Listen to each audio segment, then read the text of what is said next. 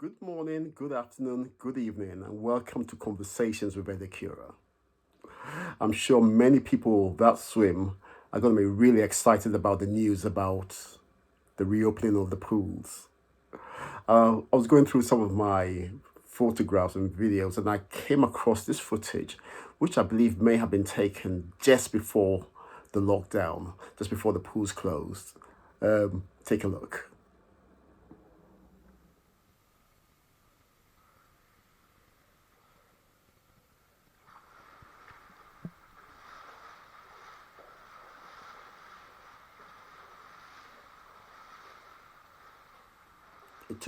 It took me a long time to get to that stage, so I'm hoping I still can do that.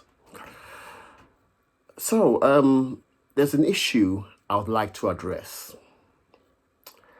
There's been many times when people have come up to me and said, "Why did you call the film a film called Blacks Can't Swim?" By saying that, you're trying to say that black people in general can't swim. To which I say, no. The film is basically about my personal journey, my personal story. It started off with my inability to swim, my fears with water, and me hiding behind the stereotypes, the stigmas, and the myths.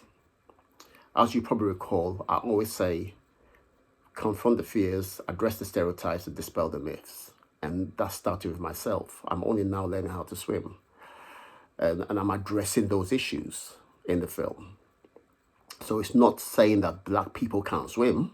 Well, there's a disproportionate amount of black people that can't swim, and that's a fact. But there's black people that do swim. So I'm not saying in general that black people can't swim. I'm just talking about my journey. And it's not until I released or screened the film, the pilot of the film, did I realize that the issue was so much bigger than myself, and hence the campaign.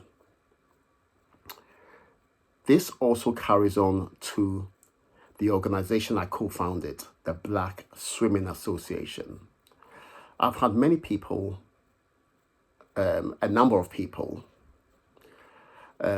mainly people who are not within the black community, come up to me and say, it's wrong to call your organization the Black Swimming Association, because by doing so, you are saying that it's just for black people and swimming is for everyone.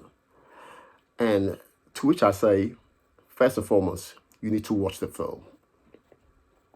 And many a times, as soon as they watch the film, they come back and say, we get it. We understand why you would call your organization Black Swimming Association. So for anyone that still doesn't understand and still is questioning why we are labeling it as a Black Swimming Association, first and foremost, it's not for only blacks. The reason why we did so is it is clearly an issue within aquatics and swimming within the black community. Sports England's figures highlights that 95% of black adults in England do not swim, and 80% of black children in England do not swim. To me, that's an issue.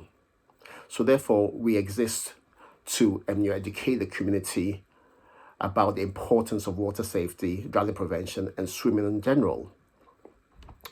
If there's an issue, we cannot generalize. We can't just call it a swimming organization, because that doesn't pinpoint the issue.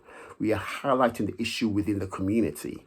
So therefore, we have to pinpoint it as the Black Swimming Association. So if anybody is questioning as to why the name exists as the Black Swimming Association, I hope this goes to, at least give you some level of understanding as to why that name exists. And to anyone who hasn't watched the film, you need to watch it. It's available on Amazon and on Vimeo. So have a great week ahead, and let's continue the conversations.